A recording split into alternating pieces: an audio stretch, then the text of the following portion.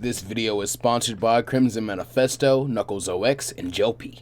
Last time we left off with the story of what if the human Z-Fighters became Saiyans, we finished up the events of the TOP, thus clearing up all the Dragon Ball Super anime had gotten to outside of the post-Resurrection F films, with it being announced that a sequel series meant to cover the events of Broly, Superhero, Granola Survivor, and Moro, as well as a custom arc being announced not long after that finale. Of course called What If the Hybrid Saiyans Were with the Trunks, and it is in production currently. However, as this story is still the 15K special, we're still going to treat it like that, and give the core story one really more wacky installment. As such, this special will also be in the full story for the mainline part of the story, or what can basically be considered Season 1 of Human Saiyans to simplify things. In that full story, it's just going to kind of be slotted in after parts 1, 2, and 1.5 as a little extra before the rest of the series moves on to the super stuff. This little exercise also gives us a good chance to kind of take a little break with being so hands-on with this series and kind of taking a step back and being a little more laid back. It's also going to buy me a little bit more time since we're going to need it, as by the time of the events of Superhero being adapted in some form in this universe, our OCs from this series are going to need updated designs, because even Marin has officially gone from noseless to looking more like a version of herself from GT rather than the end of Z. And there's already not too much of Goten and Trunks in their updated designs. Not to mention Booty and Kurizu are completely non-canon. So again, it's nice to buy a little extra time to get all that stuff ready. So moving on to the actual story, the timeline obviously needs to diverge back in the Buu Saga at the very latest if we want to set up anything like that of GT.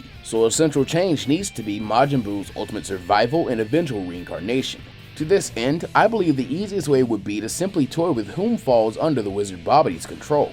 In the main timeline, these victims would be Ten Shinhan and Prince Vegeta, due to both holding on to a mass of negative emotions towards Son Goku and Krillin, but even more so towards themselves, with the duo going on to ultimately atone for their lapse in character by wiping out Babidi's prize Majin with a twin final explosion. However, what would have happened had Buu simply persisted and regenerated from even the smallest speck of himself? Or, even more intriguing, if Krillin and Yamcha had also been taken by Babidi due to sharing similar feelings of imposter syndrome as Tien. Since while Tien is certainly the most prideful and earnest as a martial artist, it's not to say that Krillin and Yamcha are not, and that they don't take any pride in themselves as Earthlings, with the latter even being brought up and basically handed the keys of Mr. Satan's fame and fortune should he ever want it, making it more than possible that Yamcha could still have some inner turmoil himself about what all he's accomplished. And so, fueled by these negative emotions, our story truly begins as the human-turned Saiyans brawl it out far more fiercely than they would in the mainline events, more than likely leading to a very quick emergence of Majin Buu, and then his concentrated evil, and from there, an even more powerful super form capable of absorbing others, while Goku is forced to reveal the fruits of his and Piccolo's training in the other world. Though here, he really just needs to use Super Saiyan 3 to buy some time,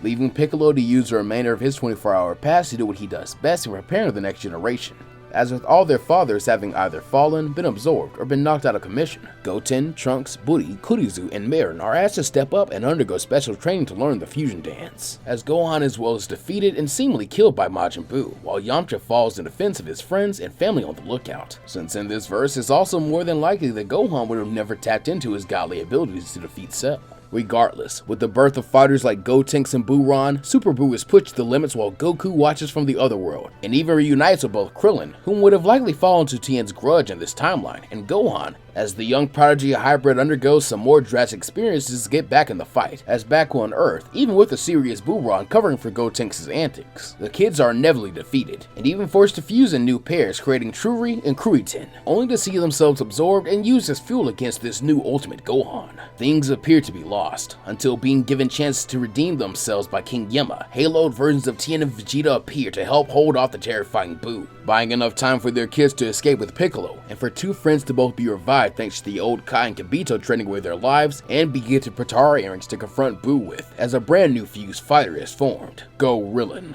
Thanks to their notable individual strength and extra power they are granted from the two halves of the fusion being lifelong best friends, Super Buu, even with the likes of their friends' powers used against them, cannot stand up against the fusion, seeing him ultimately relieved of his hostages, thanks to the Potara bearer also having the wits of Krillin. Gorillin thinks hard to access the parts of his shared experience with Goku, and remembers a certain technique the Ardridians tried to show him a long time ago, as they then use the Spirit Destructo Disc to separate Buu's pure evil and chaotic soul from his own good, saving their children and friends in the process, their earrings hanging on just long enough for them to obliterate Kid Buu with the Super Kamehameha. as they make a heartfelt wish to see this crazed Jin return as a good guy someday. With wishes being granted to restore all the damage done and erase the trauma from people's hearts, this wish also seems to be fulfilled as well. About 10 years later, as the world has entered a truly unprecedented era of peace, with all our heroes eventually being revived and reunited, and even seeing all of our wish-made Saiyans remaining as such. With Tien's epiphany and lack of comfort gaining power as a Saiyan never really affecting him all that much in this timeline, he just kinda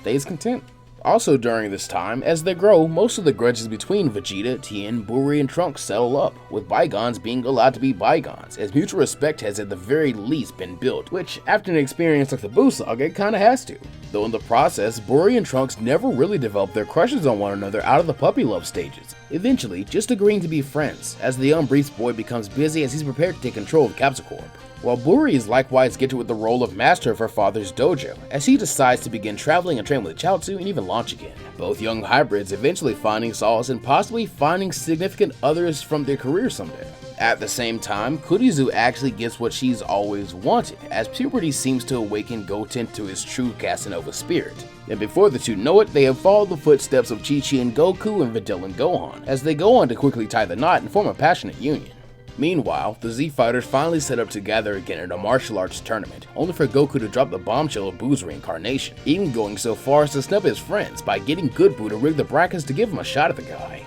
Though this isn't too easy for him, as he does find himself very impressed when the likes of Vegeta, Tien, and Krillin all reveal they too have broken the barrier to Super Saiyan 3, even if it did take them a long time with living bodies. Pinning a match to test the power of this oob, Goku subsequently decides to go off on another adventure this time with the goal of training up this boy. However, with lots of his friends being both fellow Saiyans whom also have human sensibilities, they don't accept this, often butting their way into the training, and even helping to teach Oob and sparring with he and Goku from time to time. With this becoming so routine that by the time another 5 or so years have passed and Goku conducts his final exam with Oob, it isn't very surprising that Krillin has joined them, with the monk being eager to use this chance to see if after all this time he has surpassed the power he displayed as a part of Gorillin.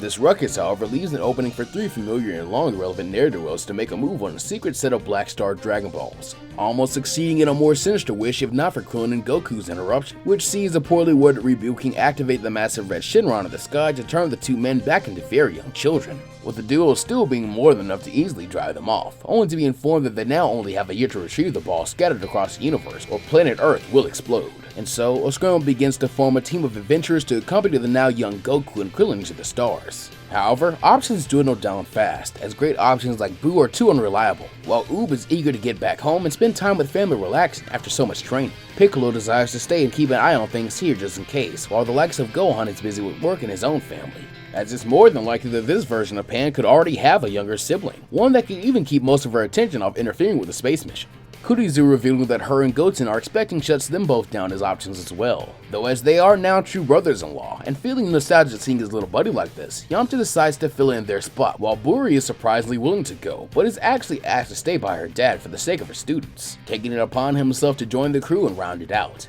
With these two good options to back them up, Vegeta actually doesn't feel himself all too necessary, nor does he decide to force either Trunks or Bulma into helping, deciding instead to take Piccolo's lead and hang back for the sake of watching over Earth just in case. So yes, like in the original GT, almost all the hybrid Saiyans have seemingly lost all interest in fighting, training, or even their own strength while enjoying peacetime. But it's really not too big an issue because this group, they are literally old school, and even with the hiccup of Goku and Krillin's age regression, they all still work pretty perfectly together, seeing them coast across their grand tour with relative ease through most challenges like the Hitman Legic, easily defeating and tracking down the boss of the Power Brothers, defeating Muchi Muchi, Lord Lute, and finding their way to Planet M2, where they easily take down the Sigma Force, discovering an eerily familiar yet weirdly blue evil scientist in the process who activates a parasitic life form by the name of Baby, whom sneakily hitches a ride with our heroes as they retrieve the final Black Star Dragon Ball, and then return home, only for this new evil to make its move, by taking over Tien and spreading from there, even going on to abuse his hive mind to cheat for more power through attaining a wild fusion of Uzaru and Super Saiyan. At the same time, this threat is still taken down as we are most familiar, with Goku as the pioneer he is discovering a brand new Super Saiyan with the help of the Kais, going on to save Tien and the rest of his friends as Baby is obliterated. Dr. Mu's evil is not done, however, as upon his destruction and meeting his kindred spirit Dr. Gero in Hell, the duo come up with another scheme, their shared hatred and cunning somehow allowing Super 17 to endure and make an appearance in this alternate take on GT, despite my dislike of him. However, here I do think his story can work a bit better, as the concept of duality fits this version of 17, since remember, he never really got a chance to run wild before he was forced into the straight and narrow, so it just kinda makes a little more sense. Plus, he never really made a totally satisfying life for himself as his sister did, so why commit so hard to going good completely? I mean, if Tien and Yamcha and Vegeta and the others are gonna do it all the time, then why not him? This culminates in the Good 17 and Hellfighter 17 eventually fusing to form Super 17, taking on his friends and family, and even tricking Goku to steal his Super Saiyan 4 power and beef himself up, truly claiming the title of Ultimate Fighter in life form. But in response to this, as well as 18 and Marin's tears, Krillin attains his own Super Saiyan 4 state. But even this is not enough to defeat Super 17, with Krillin revealing his true goal always having been to simply force all the hatred 17 had pent up released on him as they clash a final time, reminding him of their status as brothers, even if by just marriage, and what it meant to him. But before the monk can get through to the Good and 17, the Hellfighter takes over, giving a stark sign that the evil in him needs to be driven out, as Marin and 18 join up with their father and husband to help him in one last all-out fight with Super 17. Seeing them as a family, able to separate the two halves once again, where Piccolo and surprisingly Master Roshi are able to come in clutch by seeing the evil half of the double Mafuba, allowing 17 to eventually apologize for his own lapse in judgment. But upon trying to use the Dragon Balls to fix the damage this has caused, a startling discovery is made, as Shenron takes on a new dark form, caused by all the negative emotion poured into him over all the years from selfish wishes and overuse, scattering a league of evil shadow dragons to the wind whom all must be defeated. This once again sets our heroes in motion, but with this being a terrestrial threat and their absolutely insane and stacked numbers, finding and defeating the individual dragons is fairly easy, especially when both Vegeta and Tien reveal they too have unlocked the secrets of Super Saiyan 4, leaving Yamcha to contemplate how to do so himself, as he's already been able to regrow his tail thanks to Pizza and his son, and begins to reason there might be some kind of mental block there. But the scarred Saiyan must cope without long to dwell on this topic, however, as the final dragon reveals itself and absorbs the others, forming the worst and most dangerous threat they've dealt with thus far, and the negative energy spewing Omega Shenron. Even with all their power and numbers, the evil dragon is too much, forcing our heroes to rely on gimmicks like fusion again, as even Tien and Vegeta in a wild twist of fate swallow their prides and decide to form a fighter known as Tangita, while Goku and Krillin are more than happy to bring about the return of Gorillan. Though formed through the fusion dance, this fighter instead prefers Krillku. This proves to be the right move, with the power of both Super Saiyan 4 level fusions overwhelming Omega, as Yamcha aids by leading the rest of their forces in a coordinated assault. But in turn, the fused fighters only burn themselves out rather quickly, which leaves them all very open to the massive negative energy supernova made by Omega, which threatens to swallow up and destroy the now tired and diffused Saiyans. However, Yamcha, as he is always, is willing to take one for the team, intercepting this technique and seemingly being consumed by it, as Omega then gleefully tells them all to say goodbye while preparing a final assault to reunite them with their fallen friend. But Yamcha is not gone, revealing himself by bursting from the ground beneath Omega's feet and trapping him in a negative energy wolf hurricane, as bathing in the negative power the evil dragon let off seemed to awaken Yamcha's own form of Super Saiyan, one which seems to thrive off the energy of anti-ki and evil. And so with this power all his own, it allows him to take on and more importantly hold down Omega rather effectively, with Yamcha from there taking charge and ordering everyone to rally around him while they gamble on the Spirit Bomb as their last resort. This final desperate play just being enough to purify and exercise Omega Shenron to eliminate his threat and return peace finally, thanks to Yamcha in the end having greater love and mercy than wrath, as his kindness and selflessness sees him granted safe passage from the pure good of the Spirit Bomb, with it simply crashing down around him harmlessly, only taking the evil dragon and negative energy away with it, and leaving to reveal the scarred Saiyan hero just fine, allowing him to revel with his comrades in the end. With the most happy twist here being that due to all their numbers and power, it's more than likely Shenron could be given the power he needs to leave the mortal realm and regain his strength temporarily with no one needing to actually accompany him, meaning all our heroes as we know them will be able to grow old and die together in peace, while their children and descendants go on to shape the untold future of the Dragon World, some even going off into the emptiness of space for final battles to cap off their rivalries, resulting in clashes that will light up and shine through the universe for all eternity, in this alternate timeline where the human Z-Fighters became Saiyans. But this is where this grand tour ends. I hope you enjoyed this short little excursion to the world of Dragon Ball GT. I love GT. I realized this script was not super long, not my usual length, and probably didn't make a lot of sense. Hey, GT doesn't really make a lot of sense, and Dragon Ball doesn't. I had to really stare at it for too long. But